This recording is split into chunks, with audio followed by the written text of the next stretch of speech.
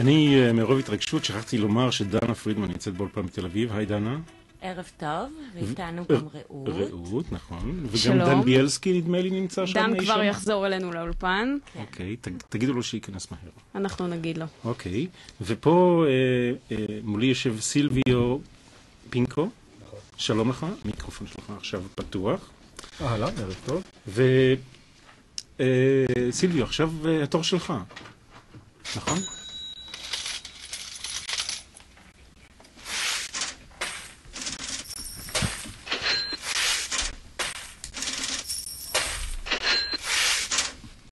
ובכן, מי שלא מזהה, זה אצלי הכסף של פינק פלויד, ואנחנו עם ג'יגה צ'ק, פינה חדשה שלך סילביו, ובעצם במילים הכי פשוטות בעולם, אנחנו רוצים לדעת בעזרתך איך עושים כסף מהאינטרנט. אני אשמח לספר לכם. בבקשה. קודם כל צריך לדעת שיש כסף באינטרנט, והרבה, המון, אולי אפילו יותר כסף ממה שיש במקומות אחרים.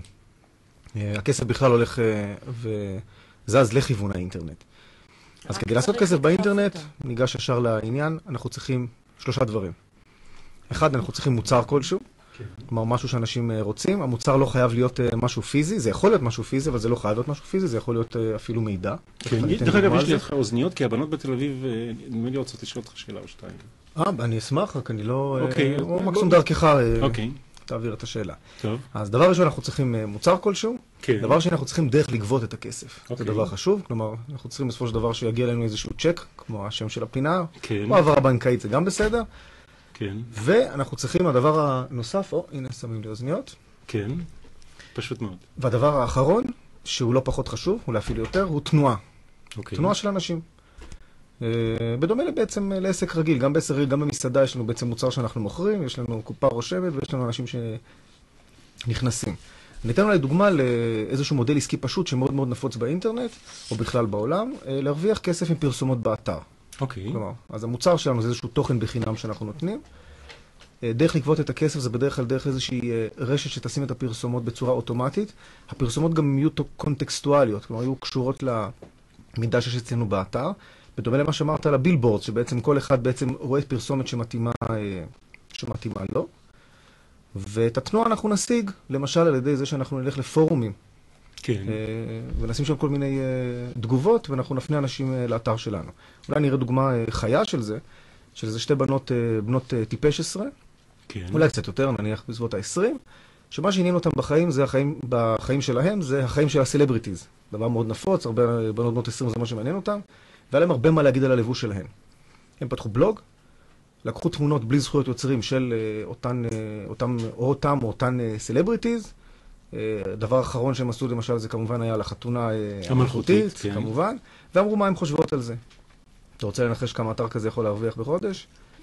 אפשר אולי לנחש על כמה תבעו אותם על הפרת זכויות יוצרים? לא, אז אמרתי, לקחו תמונות ללא זכויות יוצרים של הסלבריטיז האלה. זה חשוב מאוד. מה זאת אומרת ללא זכויות יוצרים? כלומר, זה תמונות שהן חופשיות, שאפשר להשתמש בהן, או קנו את זכויות היוצרים בעצמם. שאין להן זכויות יוצרים. נכון, יש כאלה, במיוחד של סלבריטיז. כלומר, זה משהו שהוא נפוץ. בכל מקרה, האתר הזה, כבר בחודשיים 3 הראשונים שלו, הכניס כמה מאות אלפי אנשים, והדבר הזה מכניס להם הכנסה קבועה של בין 7,000 ל-10,000 דולר בחודש. כן. שאני מניח שהרבה אנשים לא מתנגדים לזה. צריך אבל להזכיר אולי שכדאי שהתוכן כמובן יהיה מקורי מאוד, מעניין מאוד, כדי שבאמת ימשוך את האנשים. והנה, דנה, את רואה במבחן התוצאה, זה לא תמיד עובד. בגדי סלבריטיז. היש נושא נטחן מזה? אני הייתי אומר שמה שחשוב זה שתבוא התנועה. כלומר, מספיק שאנשים יבואו, זה לא כל כך משנה אם זה מקורי או לא מקורי. מה שחשוב זה שאנשים יבואו. אם הם באים, אז כמו שאמרת, במבחן התוצאה זה עובד. דרך אגב, אותן בנות היו יכולות לבחור לעשות משהו אחר שהייתי ממליץ לעשות פחות, זה למשל לפתוח ערוץ ביוטיוב. גם ליוטיוב יש איזשהו revenue share כזה, שאתה יכול בעצם להעלות סרטונים שלך מקוריים, פה זה חייב להיות מקורי, כלומר אין מה לדבר, ולהתחלק עם יוטיוב בפרסומות. הדבר הזה עובד הרבה פחות טוב. כלומר, נניח אם ניקח סרטון מאוד מצליח שיכול לקבל כמה עשרות מיליונים של צפיות. למשל שיר על אובמה. למשל, שם ראיתי שם על כמה מאות, אבל גם אם יגיעו נניח ל-40 או 50 מיליון צפיות, לא ירוויחו מזה יותר בסך הכל 30-40 אלף דולר. בסך הכל. טוב, הייתי מוכן להסתפק בזה. אבל זה לא קל להגיע לכזה מספר של צפיות. נכון, זה לא קל, זה כמעט... צריך להזכיר. נכון, זה זאת כמעט... עבודה קשה. זה כמעט בלתי אפשרי. מה גם שאני הייתי משתמש, אם כבר משתמשים ביוטיוב ומגיעים למספר צפיות כאלה, אז עדיף לגדל את הג'סטין ביבר החדש. כלומר, שזה בעצם מה שהוא עשה, או יותר נכון המרגן שלו, סקוטר בראון, אם אני זוכר טוב את השם, בעצם החליט שהוא יגדל איזושהי תופעה דרך היוטיוב, וזה מה שהוא עשה, ראיין אותו, לקח אותו, והפך אותו לאיזשהו מגה סטאר. אבל אם מישהו מהמאזינים שלנו חושב, אוקיי, מה אני אעשה הדבר הבא, עדיף לפתוח בלוג באיזשהו נושא, כמו שאמרת, נטחן, הסיכוי להרוויח מהדבר הזה הוא הרבה יותר גבוה. אולי ניתן עוד איזושהי דוגמה אחת קיצונית. בבקשה. דוגמאות קיצוניות זה תמיד טוב. היה איזשהו אתר, עדיין קיים, נקרא I can has cheeseburger. כוכבית הטעות במקור. כן. זה בן אדם שאהב לצלם חתולים. כן. צילם אותם, העלה אותם לאתר שלו, ושם גם איזשהו כותרת מצחיקה על כל חתול כזה, על כל מיני דברים שחתולים עושים. אם ראיתם ביוטיוב או בכלל, יש הרבה דברים כאלה. האתר הזה זכה להצלחה פנומנלית. כלומר, מדובר על מיליונים של אנשים שכל יום נכנסים בשביל לראות את התמונות האלה של החתולים. הוא כבר בעצמו בכלל לא מצלם אותם, אלא הוא כבר מקבל. מישהו רוצה לנחש כמה האתר הזה מכניס? תן לנו רמז. הוא כבר הצטלם עם הצ'ק של $200,000 בחודש.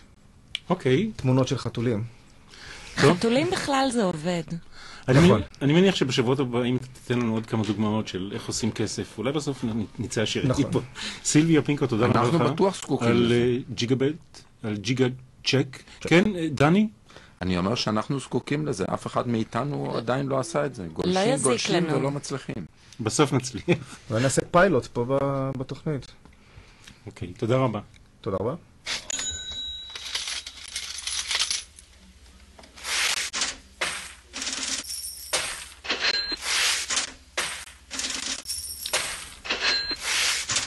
סילבר, כן, זה האות שלך, הכסף של פינק פלויד. בסוף אנחנו נצא עשירים מפה.